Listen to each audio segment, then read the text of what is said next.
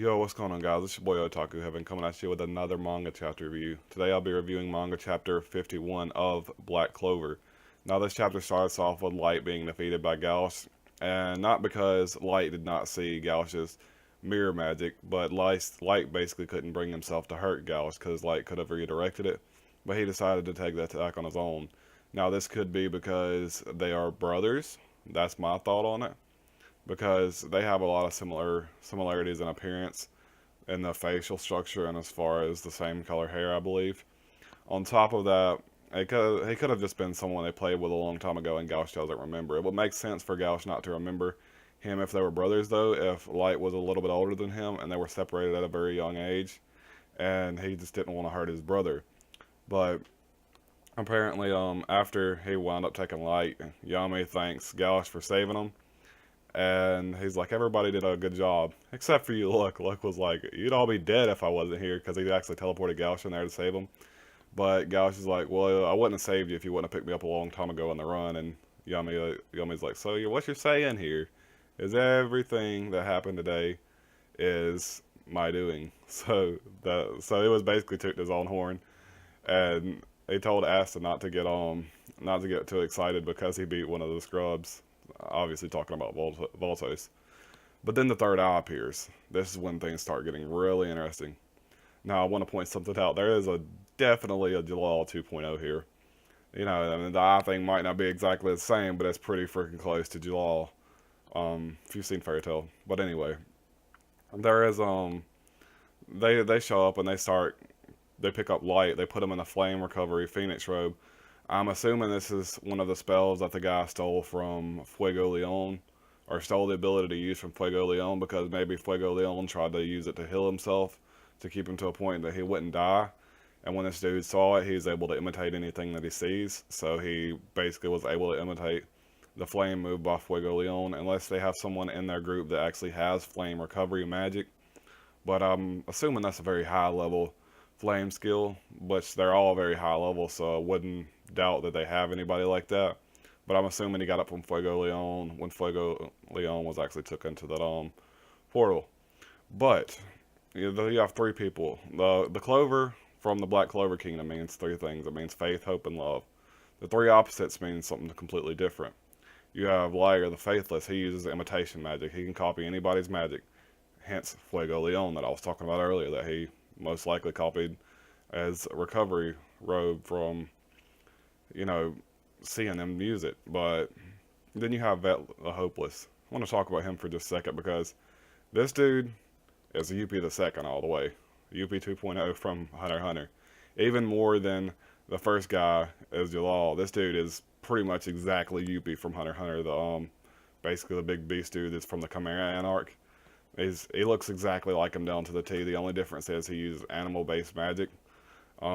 Basically he wound up using a bear claw in the manga chapter. I know you've seen it, but and then you have Vet the Hopeless. This is a character that is definitely damaged by some means, even more further damaged than Light, because he just hates everything. Except for Lord Light. For some reason he doesn't hate Lord Light. I don't think that he really likes Lord Light that much, but he doesn't hate him. He's one of the few things in the world that this guy doesn't hate. It's what it seems like, him and his crew. But he uses let's see, what did he use? What the hope? Fana uses spirit magic. Spirit magic. He's one of the four salamanders. He uses a salamander, one of the four one of the four strongest elements in spirit magic. How he got this was not said, but apparently it's one of the strongest things possible. Sort of like Juno has the fairy. He's got one of the strongest he has the strongest one, I believe is what they said. He has the strongest grimoire. But also one more thing about the UB 2.0, very similar to Hunter x Hunter, he can predict the key and use that to figure out what his next attack's going to be.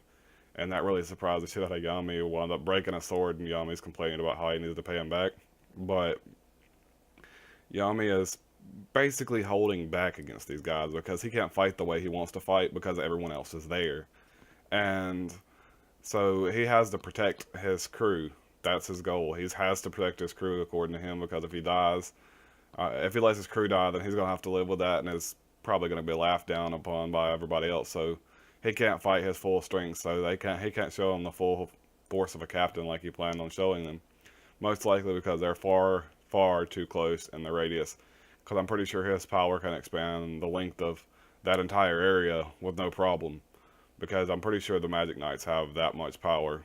Just basically looking at what Light did, and Light's much weaker than the Magic Knights, and he can pretty much obliterate a Magic Knight captain if it were to hit him.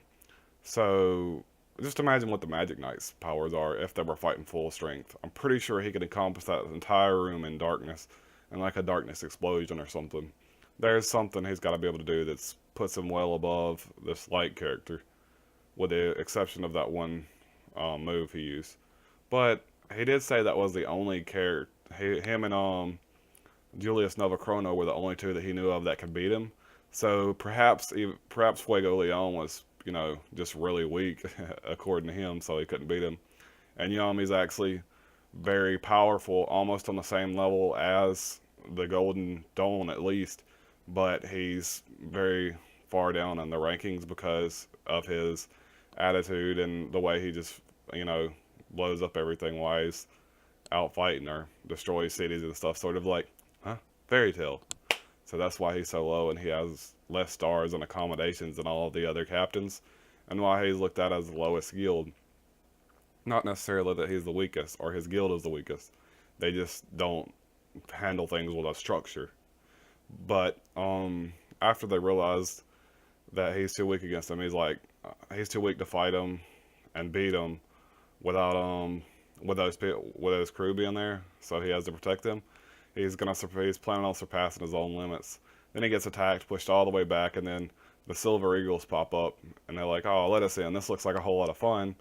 With Nozaru at the head of the group, it's probably going to lead to another thing where they just teleport out of there, and not much fighting is going to happen. It's probably going to be a small amount of fight, but not a whole lot. Basically, they show up, save them, scare the dudes off. They go back to recoup, and then Nozaru and them take them back to the Clover Kingdom, so they can recoup as well. And that's pretty much the way I expect this to happen. But he's not just gonna let that happen. He's gonna let some moves fly a hope, so we can get a good scale of Nozaru's power and a good scale of these three new dudes that just appeared that apparently are more powerful than Light in battle, but for some reason aren't the leader of the White Knights Demon's Eyes. Most likely because Light formed the group way back when they left the Clover Kingdom, because of basically them being looked down on for having so much power, or for them, trying to help people and then getting thrown out. There's a lot of things that could happen. They could have actually been trying to help people before they got pushed out of the Clover Kingdom, and that's why they want to hurt, the Clover Kingdom now, because of how corrupt it is. But overall, this chapter was very good. I mean, we had plot progression, we had character progression, we had pretty much everything that you could ask for. We had battle. There was nothing that we didn't have. Even new characters came in. So this chapter's got to be a 10 out of 10. I loved every bit of it. Where I think it'll go, though, is what I said earlier. They're just both going to go back. They're going to fight just a tad bit, then they're both going to recoup and go back to recoup. And they're going to report to Julius Novachrono, most likely, or at least the king, because Julius Novachrono is just a top mage there. He's not really the king. There is a king up under him, we saw in a couple arcs ago. And they're going to go back and report to the leader of the White Knights Demon's Eyes, which I don't actually believe is Light. I think they said there was someone else. But if not, then they're just going to go back and recoup. So I don't, there isn't much that's going to happen in this section, except that we've got some more information on grimoires that we didn't really know existed, that are,